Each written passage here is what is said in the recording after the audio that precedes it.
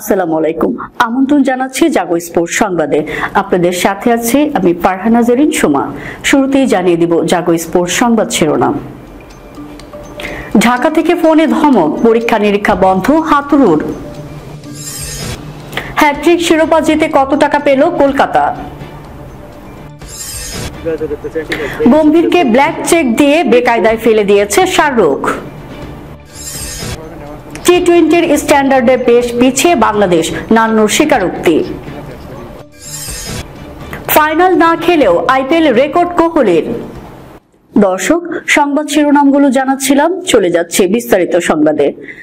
ঢাকা থেকে ফোনে ধমক, পরীক্ষা নিরীক্ষা বন্ধ হাতুড়ুর। কথা ছিল জিম্বাবুয়ের বিপক্ষে পরীক্ষা নিরীক্ষা শেষ, যুক্তরাষ্ট্রের বিপক্ষে খেলানো হবে বিশ্বকাপ একাদশ।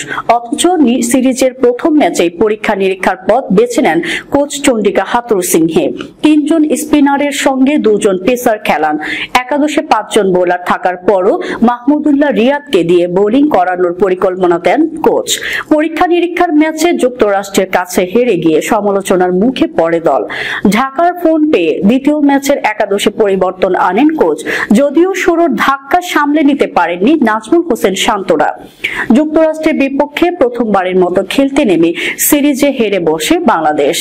শেষ ম্যাচ জিতে ব্যর্থতার ক্ষতে প্রলেপ দেওয়ার চেষ্টা করা হলেও তাতে লাভ হয়নি। তবে খোঁজ নিয়ে জানা গেছে যুক্তরাষ্ট্রের কাছে সিরিজ হারের পর পরীক্ষা নিরীক্ষার পথ পরিহার করার সিদ্ধান্ত হয়েছে। বাংলাদেশ দল সূত্রে জানা গেছে সিরিজের শেষ ম্যাচের একাদশ অপরিবর্তিত রাখা হবে প্রথম অফিসিয়াল প্রস্তুতি ম্যাচে।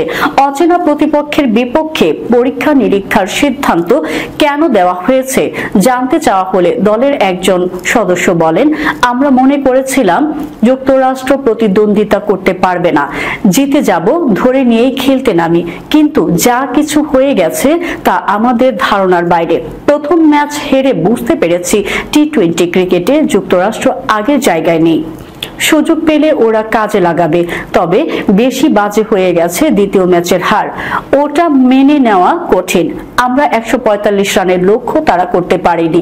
বিশ্বকাপের আগে একটা শিক্ষা হয়ে গেছে, বাকি সময়টা বিশ্বকাপ কেন্দ্রিক চিন্তা করতে হবে, কোনো রকম পরীক্ষা নিরীক্ষা করা চলবে না। আবারও আইপিএল এর শিরোপার মুকুট পড়ল কলকাতা নাইট রাইডার্স। সানরাইজার্স হায়দ্রাবাদকে হারিয়ে হ্যাট্রিক শিরোপা জিতল তারা। আইপিএল শিরোপা জিতে প্রাইজ মানি হিসেবে 20 কোটি টাকা পেল ফ্র্যাঞ্চাইজিটি। ফাইনালে শুধু ট্রফি নয়, বিভিন্ন বিভাগে দেওয়া হয়েছে মোটা অঙ্কের আর্থিক পুরস্কারও, যা বিশ্বকাপ বা আইসিসি টুর্নামেন্টের সমতুল্য। শুধু চ্যাম্পিয়ন বা রানার্স আপ নয়, একই সঙ্গে ব্যক্তিগত একাধিক বিভাগেও দেয়া হয়েছে মোটা অঙ্কের পুরস্কার। আইপিএল কে বলা হয় ভারতের কোটিপতি লীগ। এই প্রতিযোগিতার নিলাম পর্ব থেকে শুরু করে পুরো টুর্নামেন্টে যে পরিমাণ টাকা খরচ হয় তা পৃথিবীর কোনো ক্রিকেট প্রতিযোগিতায় দেখা যায় না।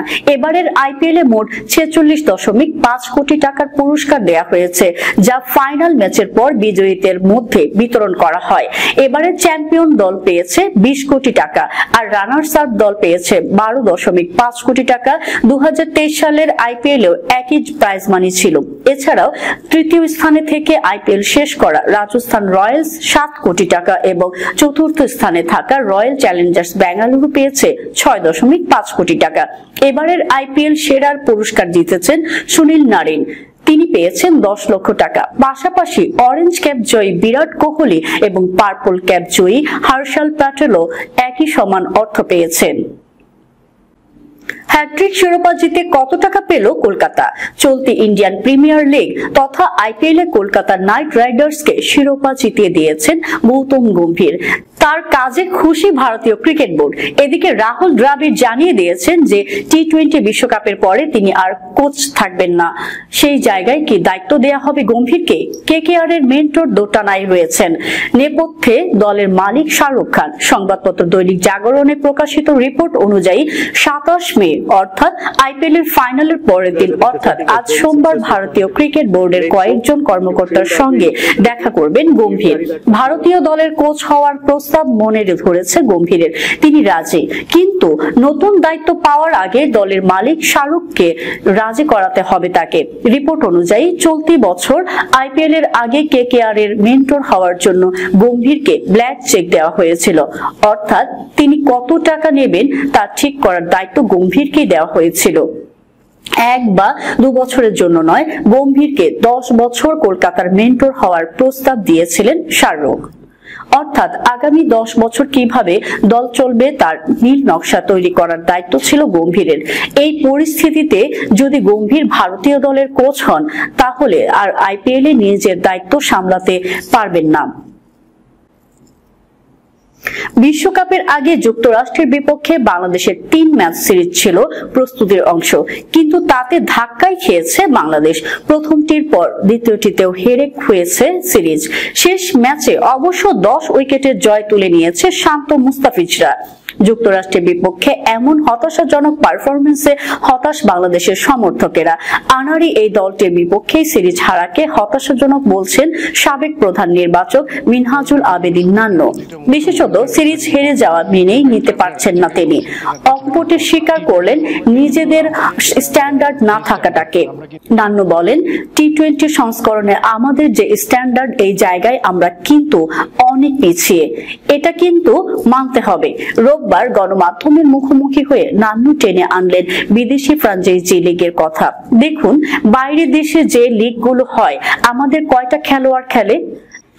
আমাদের নিজের সারির বা কাছাকাছি মানের দল আফগানিস্তানের 11-12 জন বেশিরভাগ ফ্র্যাঞ্চাইজি লিগ খেলে।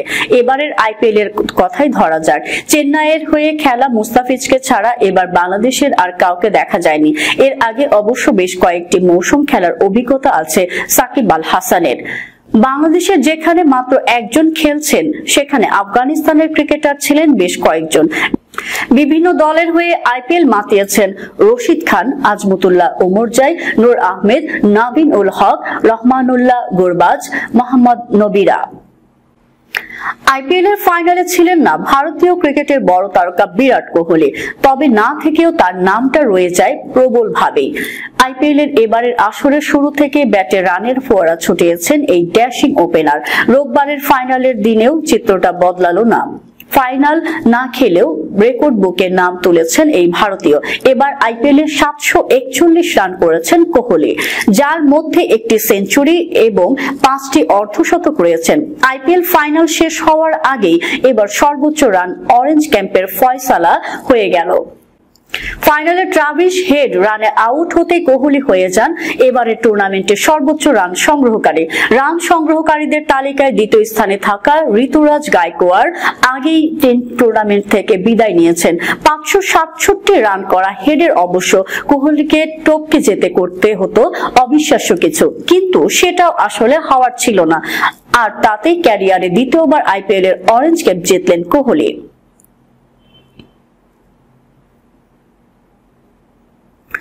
দর্শক, যাবার আগে জানিয়ে দিব শিরোনামগুলো আরো একবার।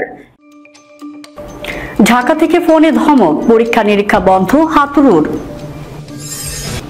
হ্যাট্রিক শিরোপা জিতে কত টাকা পেল কলকাতা। গম্ভীরকে ব্ল্যাক চেক দিয়ে বেকায়দায় ফেলে দিয়েছে শাহরুখ। টি-20 স্ট্যান্ডার্ডে বেশ পিছিয়ে বাংলাদেশ, নান্নুর স্বীকারোক্তি। ফাইনাল না খেলেও আইপিএল রেকর্ড কোহলির। এই ছিল এখনকার মতো। আমাদের পরবর্তী সংবাদ দেখার আমন্ত্রণ জানিয়ে শেষ করছি। ধন্যবাদ সবাইকে। আল্লাহ হাফেজ।